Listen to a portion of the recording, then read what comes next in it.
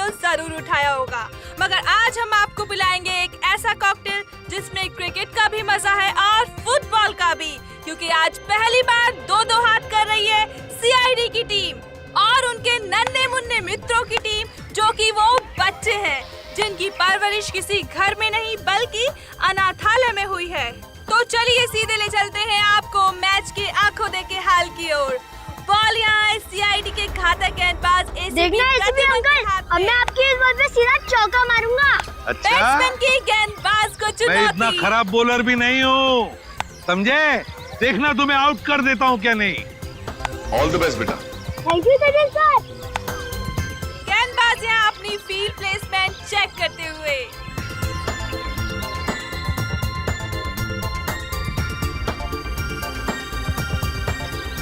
और अब रेडी? गेंद फेंकने को पूरी तरह तैयार और ये बैट्समैन का शानदार शॉट। क्या ये छक्का जाएगा? ओह नो, ये तो बाउंड्री पे कैच हो गया। सचिनिया चीते की फुर्ती के साथ गेंद की तरफ भागते हुए और ये तंबू में घुस गए। सीआईडी एक बार फिर से इस क्रिकेट मैच में नाकाम साबित हुए। अरे क्या सचिन, क्या छोड़ दिया?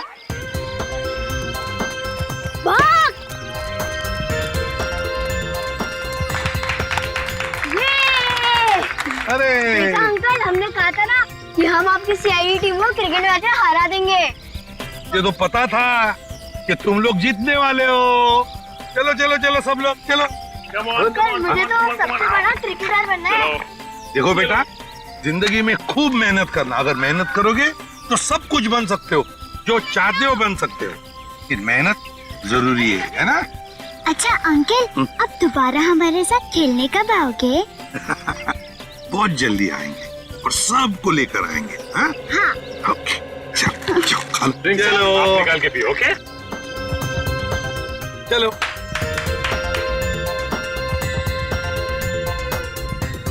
श्रेया, श्रेया लंच टाइम, सबको ले आओ। ओके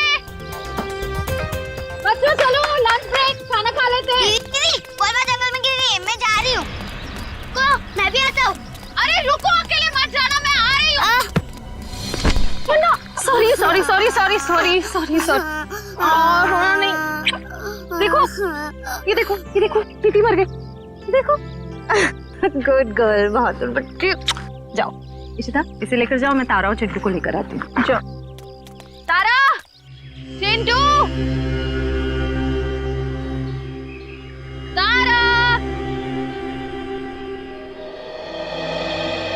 चिंटू। हाँ चले गए। चिंटू प्लीज बाहर आ जाओ। तारा,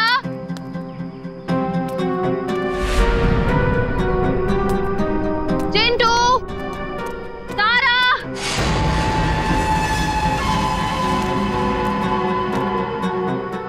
चलो यार, भूख लग रही है। तारा, देखो एसीपी सर बहुत डांटेंगे। चिंटू,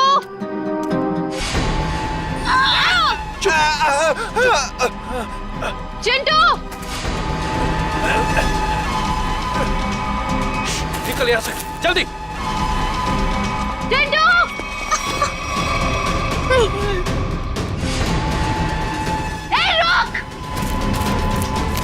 रुक जाओ, नहीं तो गोली मार दूंगी। मैं सीआईडी से हूँ।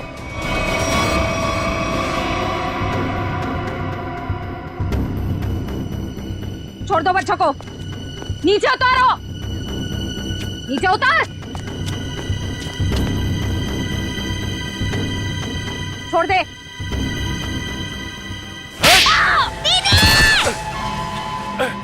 रुक, निकल जल्दी।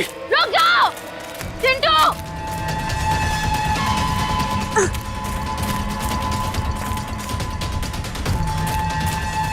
बचाओ दीदी, बचाओ, बचाओ, बचाओ दीदी, बचाओ दीदी। छोड़ दो बच्चों को, नहीं तो मैं तुम दोनों को नहीं छोड़ूंगी। रास्ता छोड़ हमारा। उतारो नीचे। तारा चिंटू भागो यहाँ से। हम आपके अकेले जगह नहीं भागेंगे। भागो यहाँ से। हम आपको छोड़कर नहीं जाएंगे।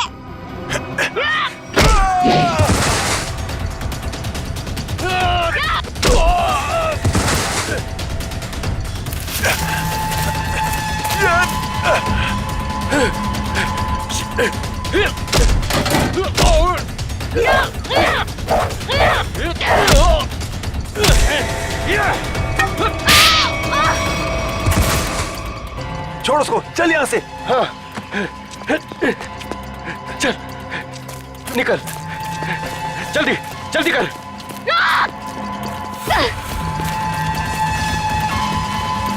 जल्दी। बचाओ दीदी।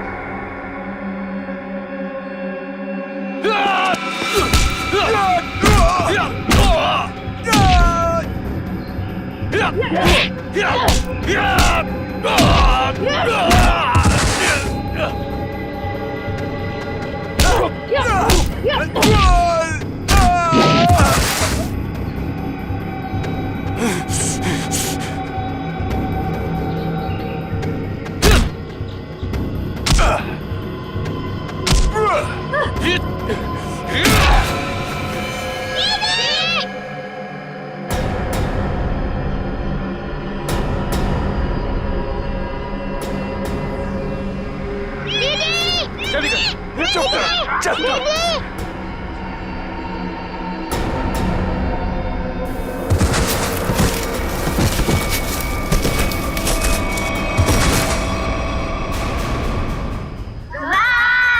Bye bye bye bye. हाँ, चिंटू और तारा नहीं दिख रहे।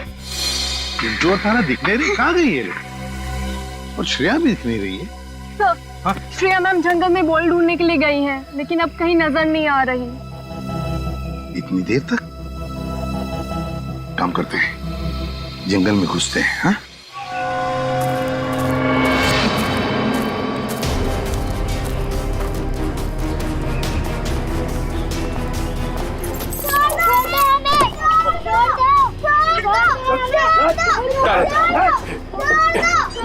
चल जल्दी।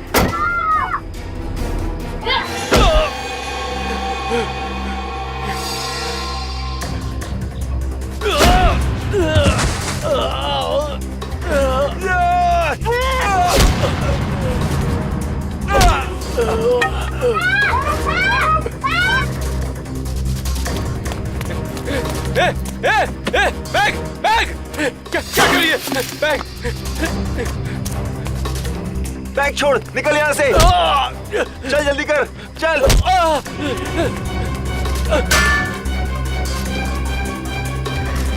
जल्दी चल, चल।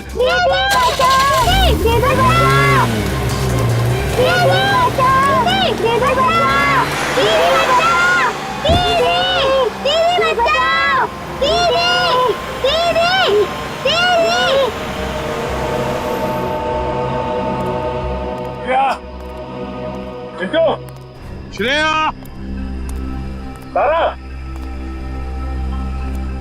श्रेया, चिंटू, श्रेया, चिंटू। सर, हाँ, ये देखिए सर। क्या सच? सर यहाँ पे खून की बूंदें पड़ी हुई।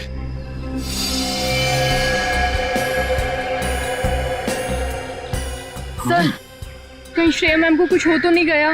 कुछ नहीं होगा श्रेया को, सीआईडी ऑफिसर है वो। देखते ये खून की बूंदें हमें कहां तक ले जाती है।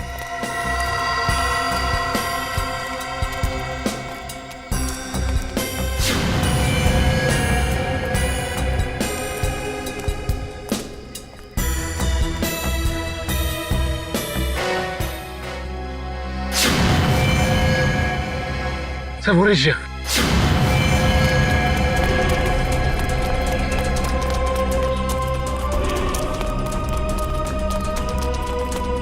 श्रेया मैम, श्रेया, श्रेया,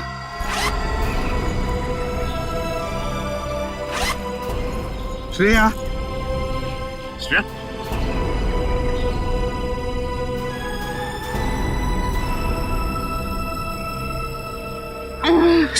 सर क्या हुआ? किसने किया ये? क्या हुआ? ब्रीफकेस। ब्रीफकेस? हाँ सर, कौन सी ब्रीफकेस? वो ब्रीफकेस उधर। सचिन देखो जरा, जा। श्रेया, किसने किया है? बच्चे कहाँ हैं? कहाँ है बच्चे? सर वो सर तारा और चिंटू को 2 गुंडे उठाकर लेकर गए थे। तुमने देखा उनको? चेहरे देखे उनके? नहीं सर, उन्होंने मास्क पहने हुए थे। एक व्हाइट कलर की वैन में दोनों बच्चों को उठाकर लेकर गए वो।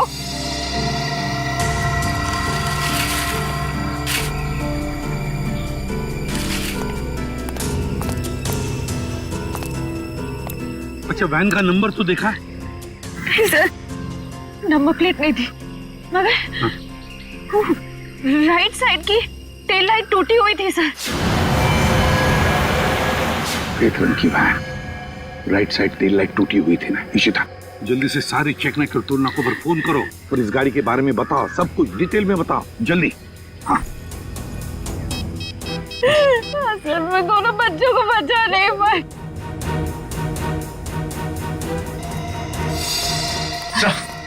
हाँ, ये रहा वो ब्रीफकेस।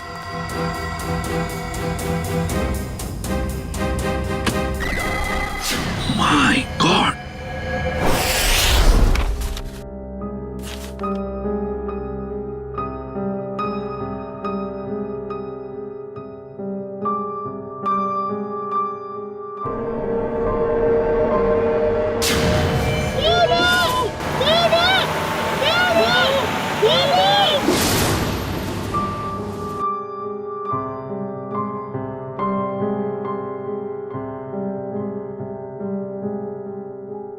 श्रेया मैम,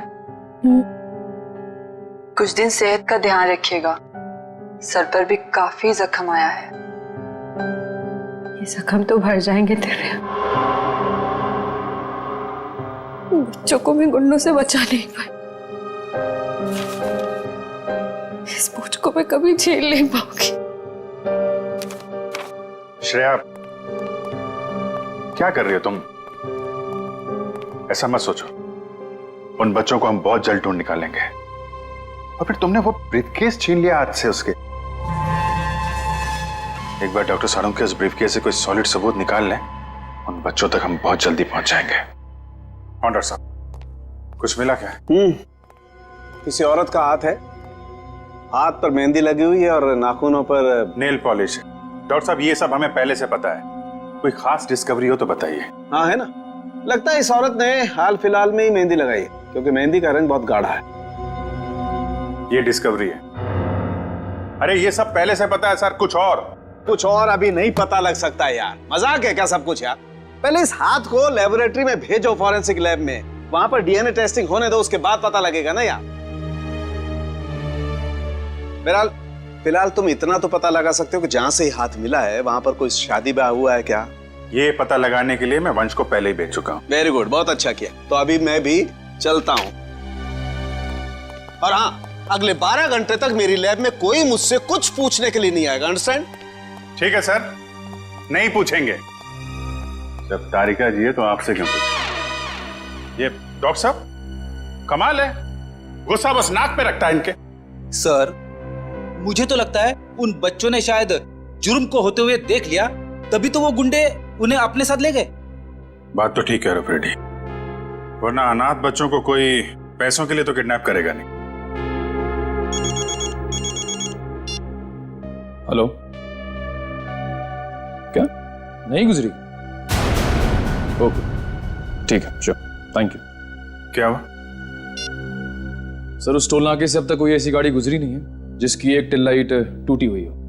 अच्छा सर, कहीं ऐसा तो नहीं कि उस गाड़ी वाले ने लाइट को रास्ते में ही रिपेयर करवा दिया हो?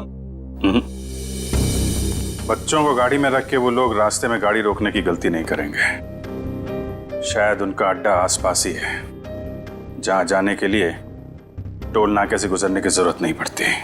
सर उस इलाके के पास एक हवेली है जहाँ पिकनिक के दौरान सगाई का फंक्शन चल रहा था। सगाई का फंक्शन? फिर तो हो सकता है ये हाथ उस सगाई के फंक्शन में से ही किसी लड़की का हो। जी हाँ, कल रात हमारी भतीजी प्रियंका की सगाई थी। फिर तो काफी लोग आए होंगे यहाँ। जी नहीं, सिर्फ परिवार वाले थे। सारे परिवार वाले अभी यहाँ पर हैं? हाँ, सिवाय प्रियंका के। आप? मैं प्रियंका का मंगेतर डॉक्टर रमन। रमन जी, प्रियंका क्यों नहीं है? वो दीदी इस वक्त अपने कमरे में सो रही हैं। देखिए, हमारा उनसे मिलना बहुत जरूरी है। पर बात क्या? रमन जी, आप हमें सिर्फ उनका कमरा दिखा दीजिए प्लीज। आइए, चलिए।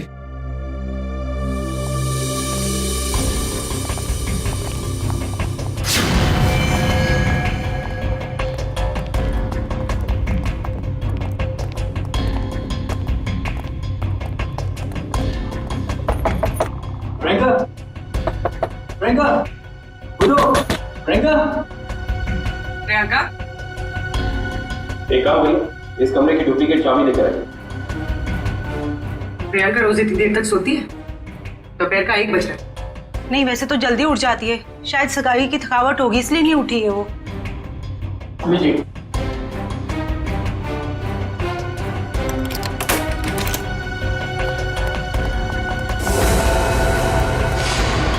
प्रियंका, प्रियंका, प्रियंका का हाथ कहाँ गया? प्रियंका, प्लीज आप बाहर चलिए। Sir please.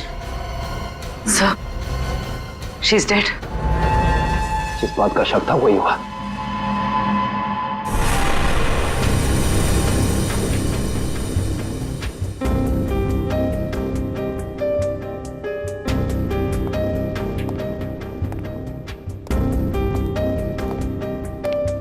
सर, खून सिर्फ इस बेड पर है, कमरे में और कहीं नहीं। और सर, कमरे का सामान भी बिखरा हुआ नहीं।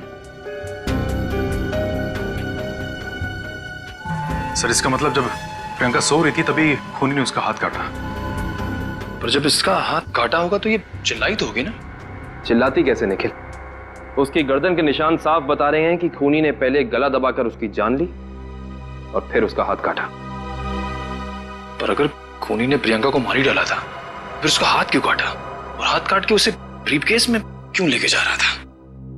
एक काम करते, इस कमरे की सही से तलाशी लेते।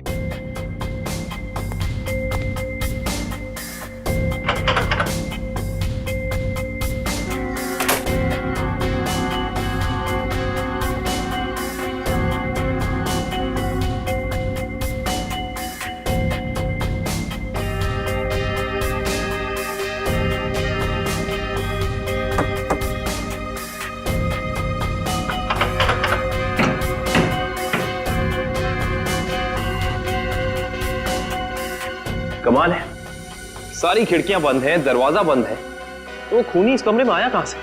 हाँ, और कोई खुफिया रास्ता भी नहीं है यहाँ पर। बाथरूम की खिड़की इतनी छोटी है कि कोई इंसान उसमें से अंदर आ ही नहीं सकता। इसका मतलब खूनी जो कोई भी है वो अंदर का ही है।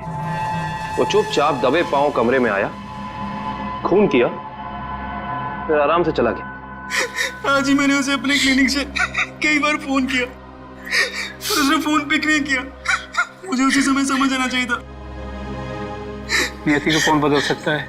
किसी का खून होना नियति की बात नहीं, बल्कि जुर्म होता है। अब ये बताइए कि इस कमरे में सगाई के बाद प्रियंका से मिलने कौन कौन आया था?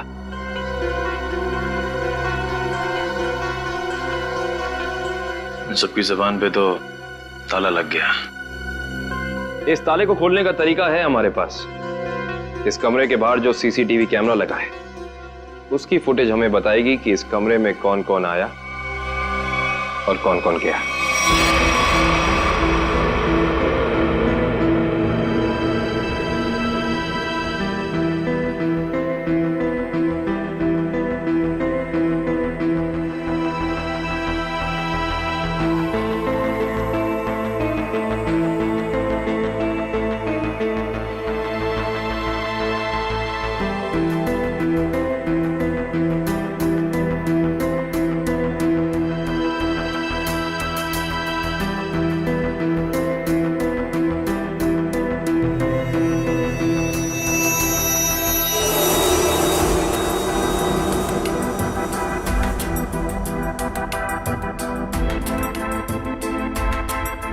थोड़ा फॉरवर्ड करना पूरी।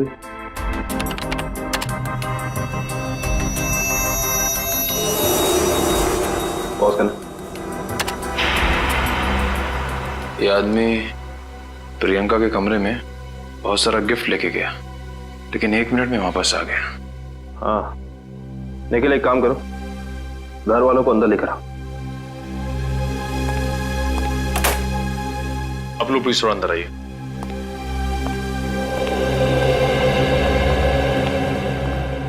आइए। आप लोग इस आदमी को जानते हैं? ये हमारे होटल का मैनेजर है।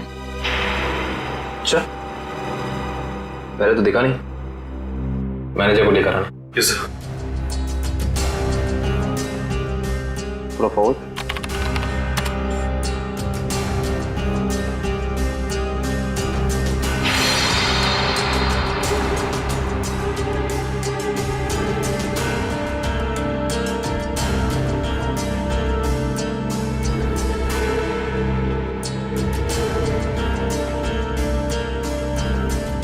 वो भी थोड़ा फॉरवर्ड कर।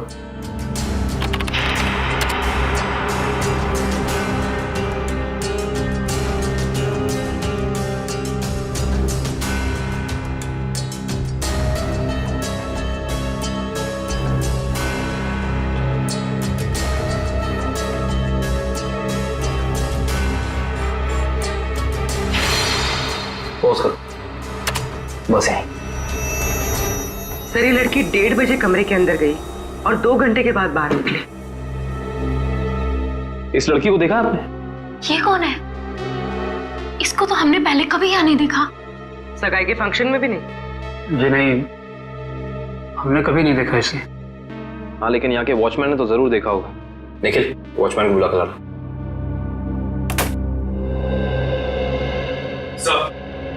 सब जगह देख लिया मगर मैनेजर कहीं मिला नहीं सर। मिला नहीं? सुबह तो यही था, शायद मार्केट गया होगा सब्जी लेने के लिए।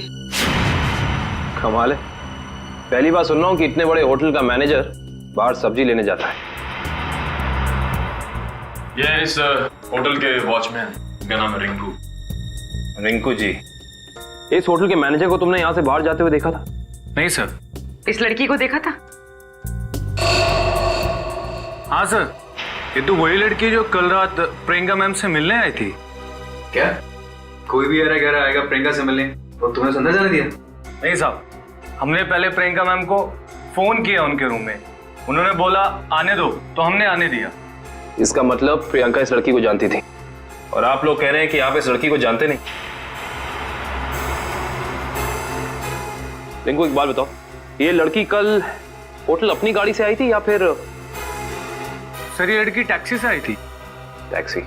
उस टैक्सी का कोई नंबर रिकॉर्ड किया तुमने, कहीं लिखा कुछ? हाँ साहब, मैं होटल के अंदर जितनी भी टैक्सी आती है उनका नंबर लिख के रखता हूँ रजिस्टर पे। ये फोटो ध्यान से देखो, ये लड़की कल रात तुम्हारी टैक्सी में बैठी थी। आप लोग कौन? हम लोग सीआईडी से। सीआईडी साहब, मुझे तो इस पे पहले से ही शक था कि लड़की में कोई गड़बड़ है। क्यों, क्या हुआ? ये लड़की 1 बजे रात को अकेली हमारी टैक्सी में आके बैठ गई और कहने लगी मुझे कुंदन नगर हवेली पे छोड़ दो। अच्छा, फिर क्या मैंने उसे कह दिया कि वापसी के भी भाड़े देने पड़ेंगे, और वह तैयार हो गई। क्यों? मान तो गई, लेकिन हवेली पे जाने के बाद उसने कहा कि थोड़ी देर इंतजार करना पड़ेगा, और 2 घंटे लगा दिए, और 2 घंटे के बाद उधर से वो दौड़ती हुई चली आई और मुझे कहा कि चलो। मैंने पूछा कहाँ, तो बोली कलानगर म्यूजियम पे। कलानगर म्यूजियम? सर इतनी रात को तो ये म्यूजियम बंद रहता है ना? हाँ सर, मैंने यही उनसे पूछा, पर उन्होंने कहा तुम अपने काम से काम रखो। काम से काम तो अब सीआईडी रखेगी। कलानगर म्यूजियम?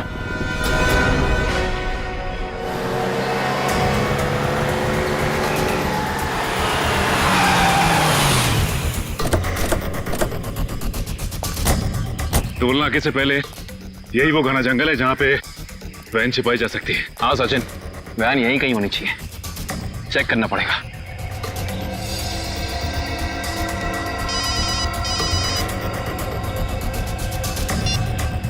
कितनी बार कहा है तुम लोगों को कि कोई गलती नहीं होनी चाहिए, मगर तुम सब लोग निकम्मे हो, निकम्मे। बॉस, हमारी तरफ से तो सब सही जा रहा था, पता नहीं ये बच्चे अचानक कहां से आ गए। हमें कुछ समझ में नहीं आया, इसलिए हम बच्चों को उठाकर हमारे साथ में ले आए। तो आप मुझसे क्या चाहते हो? उन बच्चों को अपनी पीठ पर बिठाकर घोड़ा घोड़ा खेलूं? एक काम करो, आग लगा दो उस वैन को। बच्चों के साथ ही ना रहेगा बांस, ना बजेगी बांसुरी। क्या बच्चों को जला दूं? सुना नहीं मैंने क्या कहा? हाँ बॉस। एक से बढ़कर एक बेवकूफ पाल रखे हैं मैंने। चिंटू, हमें कुछ करना आएगा, वरना पता नहीं ये बुरे अंकल हमारे साथ क्या करेंगे। इस आदमी के सीने में दिल है या पत्थर?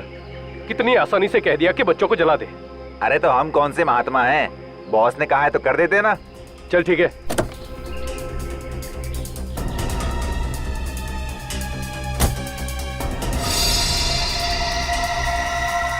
ए जल्दी करना। अरे रुकना, हलवा है क्या? कर रहा हूँ ना। ये ले पकड़। चल जल्दी से डाल।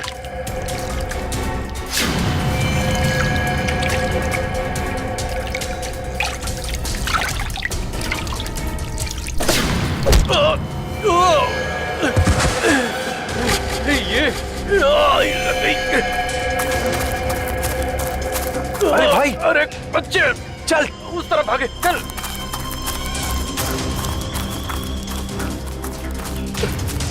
जल्दी कर। कहाँ गए? जा उधर देख।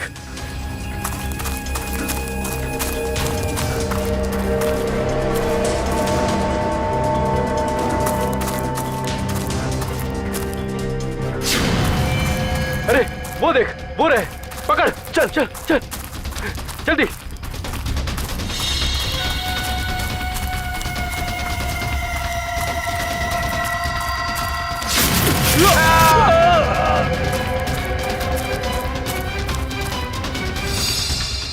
पूरे हाँ, चल चल।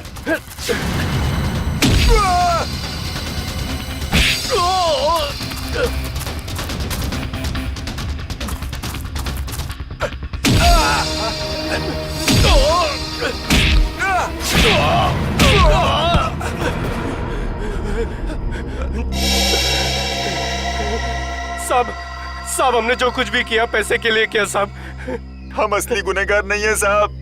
वो बच्चों ने हमारा चेहरा देख लिया था।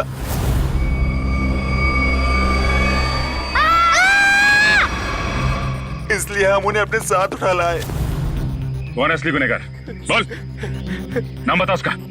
हमने उसका चेहरा नहीं देखा साहब, क्योंकि वो गाड़ी में आया था और पैसे देके चला गया साहब। गाड़ी में आया था तो उसका गाड़ी नंबर, मोबाइल नंबर, घर का नंबर कुछ तो याद होगा। साहब उसका मोबाइल नंबर है मेरे पास। देखो जल्दी निकल। देता हूँ साहब, ये वाला सर। है कौन ये मिस्टर एक्स? सर इस म्यूजियम में पहले आप आ चुके हैं? हाँ एक बार आया दया के साथ। तो वैसे मुझे भी म्यूजियम में आके एंटीक चीजें देखना काफी पसंद है सर। फिलहाल हमें तो ये पता करना है कि वो लड़की इस म्यूजियम में क्या करने आई थी। सॉरी, एक मिनट। सॉरी बोला ना, गलती से धक्का लग गया। एक मिनट। जो गुनाह आपने किया है उसके लिए सॉरी कुछ भी नहीं है। क्या? एक मामूली सा धक्का लगने को आप गुनाह का नाम देंगे? उसे नहीं, लेकिन खून करना तो एक गुनाह है। क्यों किया प्रियंका का खून? क्या उनका खून हो गया? ये नहीं हो सकता। बंद करो ये मगरमच्छ के आंसू। जो पूछा उसका जवाब दो। मैंने किसी को नहीं मारा, मैं तो सिर्फ वहां उनकी मदद करने गई थी। रात को 1:30 बजे ऐसी कौन सी मदद चाहिए थी प्रियंका जी को? उनको लग रहा था कि उनकी जान को खतरा है, इसलिए उन्होंने मुझे वहां बुलाया था।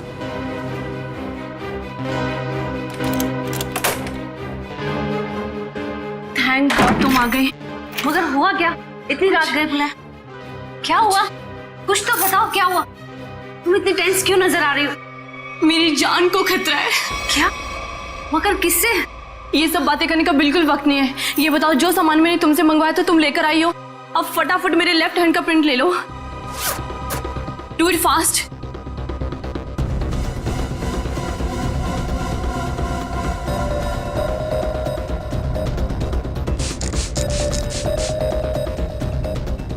अपना लेफ्ट हैंड यहाँ रखो।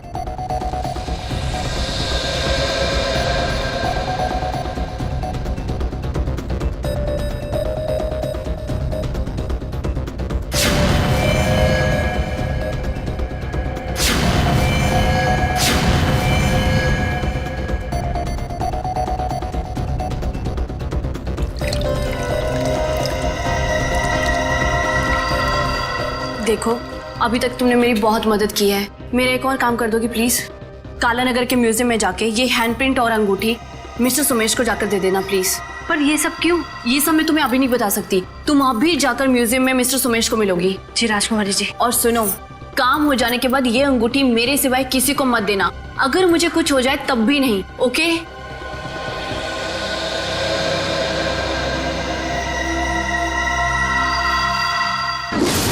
तो उन्होंने अपने हाथ का इम्प्रिंट बनवाया और उसे म्यूजियम के मैनेजर सोमेश को देने को कहा? जी।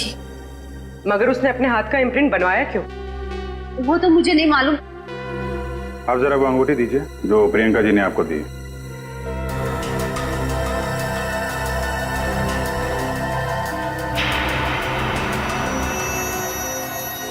ये तो काफी अनमोल लगती है। सर ये अंगूठी, वो कटा हुआ हाथ, ये म्यूजियम, सर कुछ समझ में नहीं आ रहा है। इसका जवाब तो अभी ये मैनेजर सोमेश जी देंगे। ये बहुत प्रसिद्ध और पुरानी पेंटिंग है। राजा रवि प्रताप ने इसे बनवाया था। इस तरह की कलाकारी करने का उसे बहुत शौक था। Mister Somesh. Yes. CID. CID? क्या बात है सर? जरा इधर आइए, आपसे कुछ बात करनी थी। कीजिए ना सर, मुझसे कोई गलती हुई क्या? नहीं, वो बात नहीं है। आप जरा ये अंगूठी देखिए, इसे पहचानते हैं? जी हाँ, ये राजकुमारी प्रियंका जी की अंगूठी है। आपके पास कैसे आई? ये हमें रागनी ने दी है। अभी गई है ना म्यूजियम से बाहर, वो ये अंगूठी और राजकुमारी के हाथों का इम्प्रिंट लेके आई थी, है ना? जी हाँ, इस म्यूजियम में काफी सारे राजघरानों के जो यहाँ के ट्रस्टीज हैं उनके पर्सनल लॉकर्स हैं। जब कभी खास एग्जीबिशन होता है तभी हमारे लॉकर में रखे हुए पुश्तानी हीरे जेवरात हम उसमें पेश करते हैं। लेकिन लॉकर्स खोलने के लिए लॉकर्स के मालिक को आना पड़ता होगा ना यहाँ पे? जी नहीं, ये जरूरी नहीं। कभी कभी मालिक अपने खास आदमी को भेजकर लॉकर खुलवाते हैं, क्योंकि यहाँ फुल सिक्योरिटी है और हर एंटीक रजिस्टर है। I see। हम वो प्रियंका जी का लॉकर देख सकते हैं? क्यों नहीं, आइए।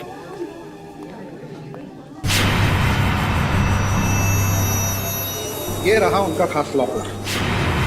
प्रियंका जी के हाथ का इम्प्रिंट इसका पासवर्ड था। सर इसलिए प्रियंका का हाथ? क्या हुआ? नहीं, कुछ खास नहीं। आप ये बताइए, अभी इसका पासवर्ड, नया पासवर्ड क्या है? सॉरी सर, ये तो कॉन्फिडेंशियल है, मैं नहीं बता सकता। ये आपको बताना पड़ेगा क्योंकि प्रियंका का खून हो गया है। और? जी हाँ। और खूनी तक पहुंचने के लिए हमारा ये जानना बहुत जरूरी है कि इस लॉकर में क्या है और प्रियंका ने अपना पासवर्ड जल्दबाजी में क्यों बदला। प्लीज। आपके पास जो अंगूठी है यही नया पासवर्ड है। अंगूठी? ये पासवर्ड है? जी हाँ। आप जरा ये लॉकर खोलिए।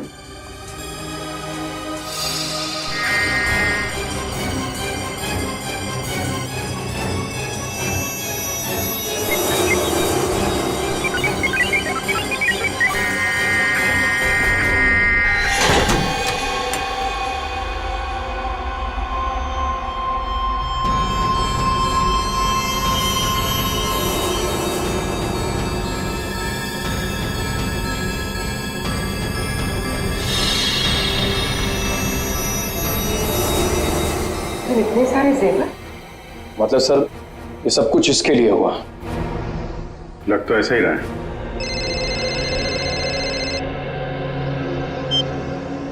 हाँ बताओ।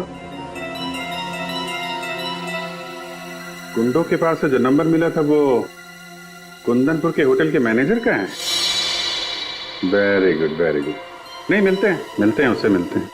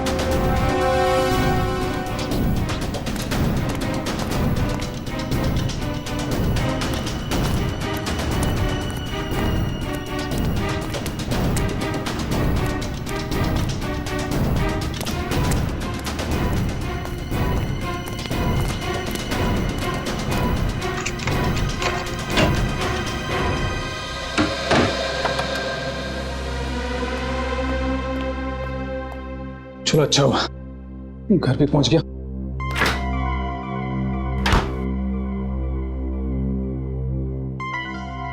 किसी ने देखा भी नहीं सिवाय हमारे सीआईडी।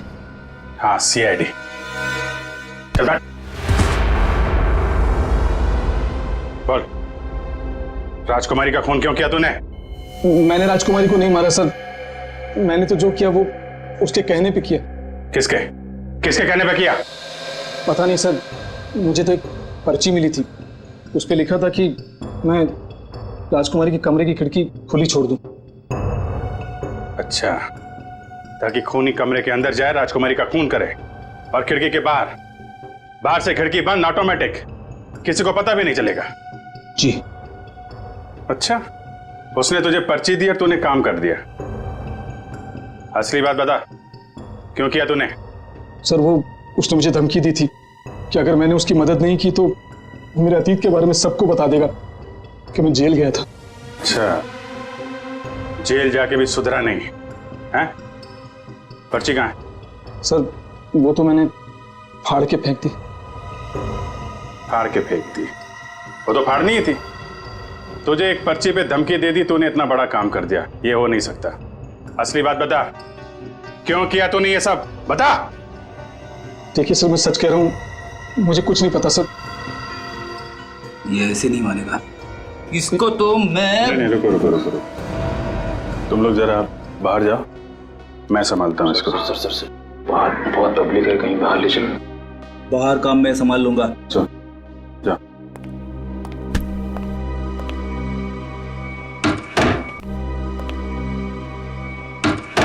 देख ये क्या कर रहा है? देख रहा, हमें मालूम ही है तूने किसी के कहने पे किया है, और वो कौन है वो तो हम पता लगा ही लेंगे।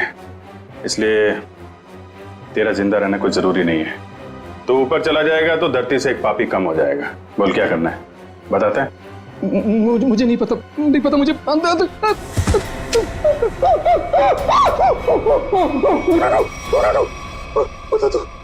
बोल।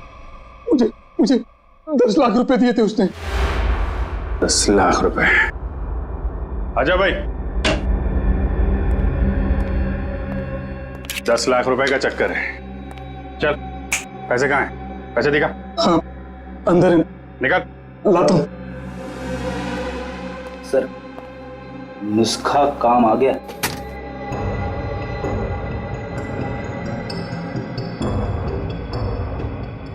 सर इसमें से तो अजीब सी गंध आ रही है, जैसे हॉस्पिटल में दवाइयों की आती है।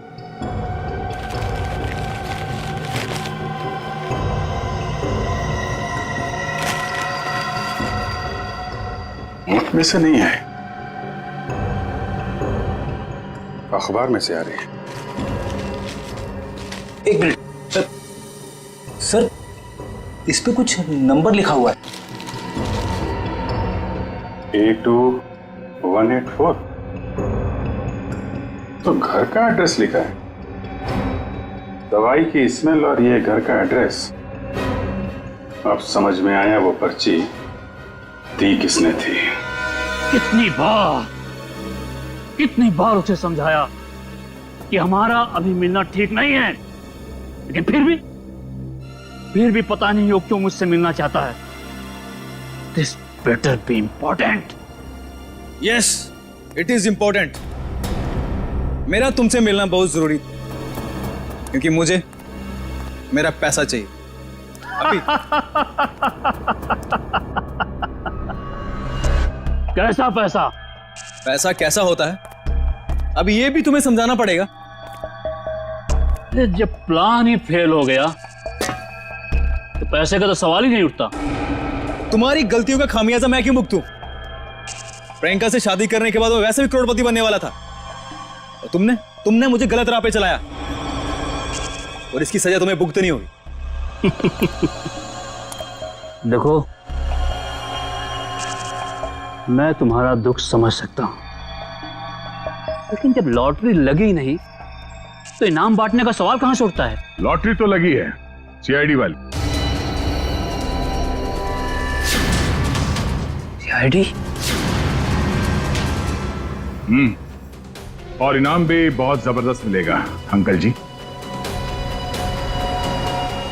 रमन, तुमने सीआईडी को बुलाया है? जब पार्टनरशिप की है तो जेल अकेले कैसे जाता? क्या मतलब? मतलब मैं समझाता हूं। जब हमें होटल के मैनेजर के घर से न्यूज़पेपर में इस डॉक्टर के क्लिनिक का एड्रेस मिला तो हम समझ गए थे कि प्रियंका के मर्डर में पहला मोहरा ये डॉक्टर है। मगर हमें पता चल गया था कि इस डॉक्टर में इतनी हिम्मत नहीं कि किसी का खून कर सके। तब हमने एक प्लान बनाया।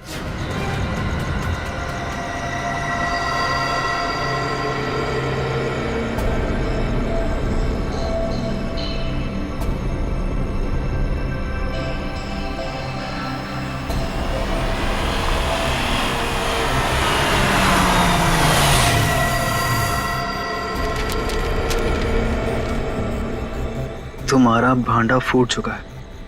अपनी भलाई चाहते हो तो मुझसे मिलने आओ, वरना सीआईडी को सब बता दूंगा।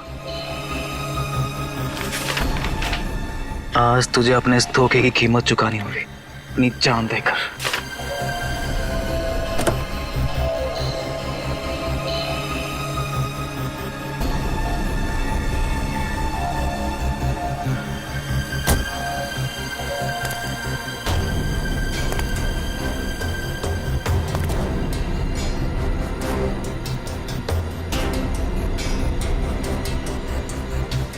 कहाँ हो तुम? अब चूहे की तरह बिल में छिपके क्या बैठ गए हो? लो, मैं आ गया। क्या हुआ?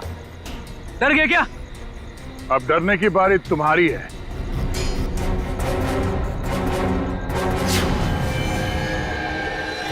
रमन, राजकुमारी प्रियंका के होने वाले दूल्हे,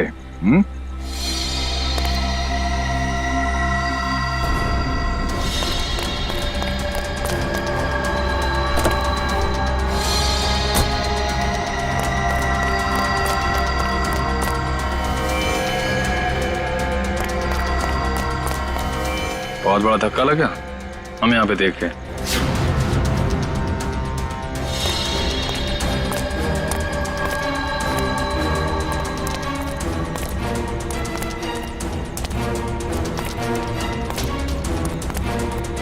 ये चिट्ठी हमने ही भेजी थी।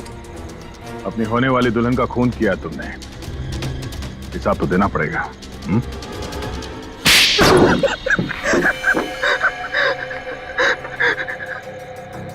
ठीक कह रहे हैं आप लोग, हमने ये सब प्रियंका की दौलत पाने के लिए किया था। हाँ, और अब फटाफट अपने पार्टनर का नाम बता दे जिसके साथ मिलके तूने ये पूरी खिचड़ी पकाई है। चलो, अब फांसी के फंदे के लिए तैयार हो जाओ। अरे इसके पहले मैं तुम लोग को ऊपर पहुंचा दूंगा।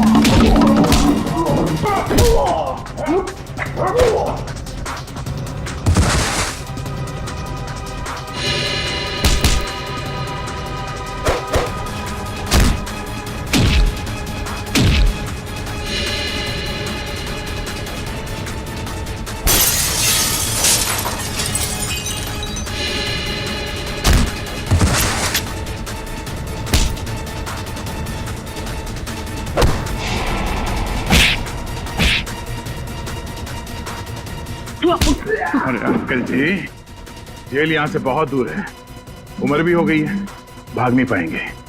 सीआईडी की जीप पे छोड़ देते हैं आपको।